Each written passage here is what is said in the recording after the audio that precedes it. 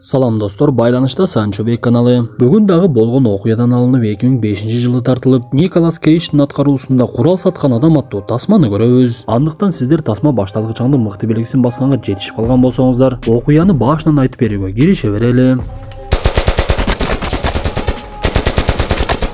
Тасманын башында каарманыбыз Юрий Орловду көрөбүз. Ал кичинекей кезинде ата энеси жана иниси Виталий менен украиндик болгону менен өздөрүн еврейбиз деп Америкага көчүп келе беришиптир. Ал жерде орустар жашаган аймакта отурукташып, ашкана ачып эле оокатын өткөрүп жүрүшкөн. Бирок кандай болбосун каарманыбызга бир нерсе жетишпегендей болуп эле өзүн көп деле бактылуу сезчү эмес. Анткени өзү издеген нерсесин таба албагандай болуп, айтор ата энеси менен кылган үй бүлөлүк ишкерлиги деле ага көп деле көңүлүнө туура келбеди. Күндөрдүн биринде каарманыбыз ал жердеги кылмышкерлердин бири-бири менен атышканына күбө болуп калып, бул нерседен Юрий аябай чоң таасир алып, куралдарга ошол мезгилде кызыга баштайт. Ал атасы аркылуу Илай деген еврей менен таанышып, андан Узи деген биринчи израилдик мылтыкты алат. Каарманыбыз ал мылтыкты өзү деле көп түшүнбөй алуучуларды алып дароо эле сатып жибергенден кийин, демек бул ишке менин шыгым бар экен деп курал сатууга толугу менен кирише баштайт. Ал иниси Виталийди өзүнө тартып чогуу иштешебиз деп экөө шерик болуп алышып, курал жарактардын көргөзмөсүнө барып каарманыбыз Симон Вайс деген курал жарактарды сатып жүргөн адамга жолукканга аракет кылат. Бирок ал адам Юрийди көрүп аны тоготпой, мен майда чүйдөлөр менен иш кылбаймын, ошондуктан убара болбой эле коюңуз деп ал жерден кетип калса, каарманыбыз эмне кылышын билбей Американын куралдуу күчтөрүндө кызмат кылган адамдар менен иштеше баштайт. Көрсө Америка башка өлкөгө барып согушкандан кийин ал жактагы курал жарактарды алып кетпестен ошол жерге таштап аны сатып жок кылышчу экен. Ошондой куралдарга каарманыбыз ортомчулук кылып, бирок андан тапкан кирешесине эле такыр ыраазы болбоду. Бирок ал арткага кайтышты ойлонбой курал сатышын улантып ар кандай жолдорду издеп, өзүнө эч кандай тартип койбой, ким куралды алам десе баардыгына сата берет. Анан да жолдоо болгондордун баардыгына чекерен парасын берип, куралдарын каалаган жака эле унаа менен ташып алып бара баштады. Өзүнүн үйүнөн алыс эмес жерде бир контейнерди атайын ырастап, анын ичине жумушка керектүү нерселерди дагы даярдап коет. Кызыгы, каарманыбыз 5-6 өлкөнүн жарандыгын алганга дагы жетишип калыптыр. Бир күнү ал деңиздеги кемелердин биринде куралдарын алып бара жаткан кезде, аларды издеп Джек Валентайн баш болгон Интерполдун адамдары келе баштайт. Каарманыбыз бул Валентайнды канчалык сатып алганга аракет кылса, ал такыр эле көнбөй, пара албай таза иштеген адамдардын бири экен эле. Бирок бул жерде дагы каарманыбыз курал жарагын бекитип, үстүнө картөшкөлөрдү ыргытып коюп, дагы эле деңиздин үстүндө суудан курук чыгып кетти окшойт. Ошентип ат кесчиликтин тоо чокусуна чыккан каармандарыбыз кээде куралдын ордуна акча эмес, баңгизат дагы алып калчу. Бирок ушул жерде анын артынан бир маселе пайда боло баштайт. Иниси Виталий баңгизат менен ичимдикке берилип кетип, өзүн башкара албай ар жакка жоголуп, каарманыбызга көп деле жардамы тийбей калды. Аны атайын баңгизат чеккендерди дарылаган жерге алып барып, ата энебиз суранды, сен ушул жерде дарыланганда эле каарманыбыз инисин таштап кетет. Көрсө Юрий жаш кезинен эле Ева Фонтейн деген модель кызды жакшы көрчү экен. Ал кызга жетүүгө аракет кылып, атайын чоң бир мейманкананы ижарага алып, кызды ал жака бирөөнүн атынан сүрөткө түшүү сессиясына чакырып, ал жерден таанышканга дагы жетишип калат. Андан соң Юрий Еванын жүрөгүн толук эле багындырууну чечип, учакты ижарага алып, ага өзүнүн атын жазып, өзүн өтө эле күчтүү ишкер бай көрсөтүп, Евага дагы жагып калды окшойт. Ошентип арадан убакыт өтүп 1991-жылдагы келип калган эле. Анда каарманыбыз балалуу болуп, анын баласы басканга жетишип калып, Юрий ага көңүл бурбай эле сыналгыдан СССРдин тараганын угуп аябай сүйүнө баштайт. Анткени анын максаты курал сатуусун кеңейтиш керек болчу. Ал атасы менен сүйлөшүп жатып, мен Украинага барып келет окшоймун, ал жакта иштерим бар десе, атасы баласына карап, балам, мени жинди деп ойлоп жатасыңбы? Ошондуктан абайлагын деп жатса эле, Виталий ал жерге бир кызды ээрчитип кире калып, дагы деле мурдагы акыбалына түшүп калганын көрсөтүп коет. Анда Юрий аны дагы бир жолу мурдагы жаткан ооруканасына таштап кетти. Ошентип Украинага келген Юрий ал жерден эски тууганына жолукса, тууганы аскер башчысы болуп генералдык чинге дагы жетип алыптыр. Анын аты Дмитрий Волков болчу. Анда каарманыбыз тууганынын башын айлантып, ага өтө бир чоң сумманы белек кылып, силерде советтик учурдан калган өтө эле көп курал жарактар бар. Эми СССР тарап силер Москвага эч кандай жооп бербейсиңер да. Ошондуктан алардын 70-80% сатып ийсең эч ким деле билбей калат. Андыктан ишке киришели деп генерал Дмитрийди көндүрүп, курал жарактарды сатып алып жатса, ал жерге биз буга чейин көргөн Симон Вайс дагы келиптир. Анда каарманыбыз анын жанына барып кечигип калгандыгын айтып, экөө сүйлөшүп отурган кезде Симон Вайс каарманыбызга эми экөөбүз чогуу иштейли, антпесек бири-бирибизге каршы боло бергенде көп деле пайда чыкпайт десе, бир кезде сен дагы мени тоготпой койдуң эле, эми ошол нерсе өзүңө жооп болсун дейт. Юрийдин куралдарды сатуусунда эң эле чоң кирешени алып келген мылтык Калашников АК-47 болот. Анткени мылтык өтө жеңил жана ыңгайлуу, баасы дагы анча деле кымбат эмес болчу. Күндөрдүн биринде куралдарды куралдарды кемеге жүктөп жатса, жанагы Валентайн баш болгон Интерполдун адамдары дагы келип калат. Бирок бул жолу деле алар каарманыбызга каршы эч кандай далил таба алышпайт. Анткени Юрий аябайлык кыйтырлык менен куралдарга керектүү кагаздардын баардыгын мыйзамдуу кылып жасап салыптыр. Анын иши жакшы оңолуп жаткандыктан ага буга чейин куралдарды сатып жаткан генералга жаңы бир унаа белек кылып, алар коштошуп генерал унаага олтурган кезде эле унаасы жарылып кетет.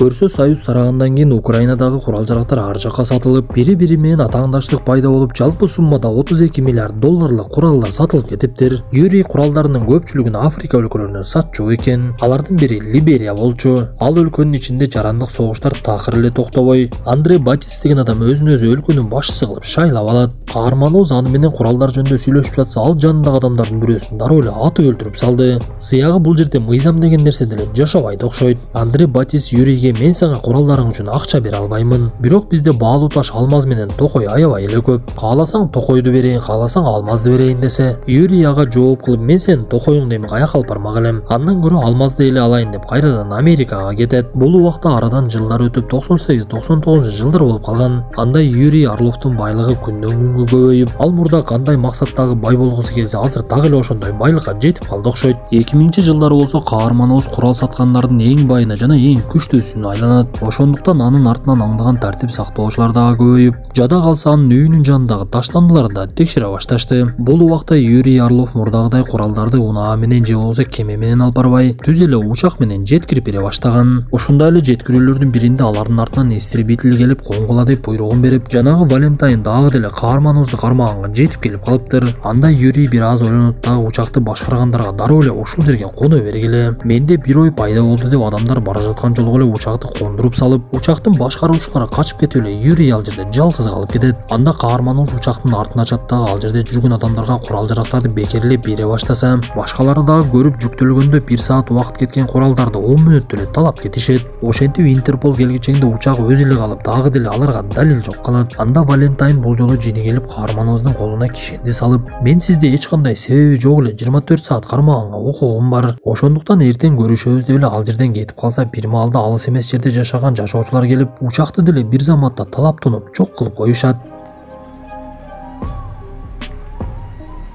Эртеси Юрий бошонуп өзүнүн мейманканасына барса, ал жерге Андре Батис да келип алыптыр. Көрсө биз билген Семен Вайс бул өлкөгө курал сатам деп келип, Андренин адамдарына кармалып калып, ал каарманыбызга белек катары алып келип берет. Бул сенин атааңдашың экенин билемин. Анан да бул сени өлтүрөм деп жатып украиндык генералды жардырып жиберди эле го. Ошондуктан кааласаң буну өлтүрсөң болот деп эле каарманыбызга тапанчасын берсе, Юрий бул нерседен баш тартып өлтүрбөймүн деген кезде Андре анда чогуу өлтүрөбүз деп тапанчаны бирге кармап эле Семен Вайсты ошол жерде атып өлтүрүп салышты. Биз мындан соң Юрийдин мындай жаман иштерди кылып жүрүп өзү такыр эле бактылуу боло албаганын көрөбүз. Анткени Юрий бул өлкөгө саткан куралдар кээ бир учурда жаш балдардын да колуна тийип, кыскасы ал саткан нерселер эч кимге жыргалчылык алып келбей, баардыгын эле кайга алып келди. Ошондуктан каарманыбыздын көзүнө ар балелер көрүнүп, ал өзүнүн күнөөсүнөн өзү качып, жүрөгү тынч албай эле ары бери жүрө берет. Биз мындан соң Джек Валентайнды каарманыбыздын аялы менен сүйлөшүп олтурганын көрөбүз. Ал Евага күйөөсү тууралуу айтса, Ева бул нерсеге такыр эле ишенгиси келбей, Валентайн ага кайрылып, сиздин ишенбегениңизде деле мандем бар. Анткени Юрий бардык нерсени мыйзамдуу кылып көрсөткөнгө аракет кылып жатат. Бирок кандай болбосун бир нерсени сезсеңиз мага коңгуроо кылыңыз деп эле байланыш сандарын таштап кетти.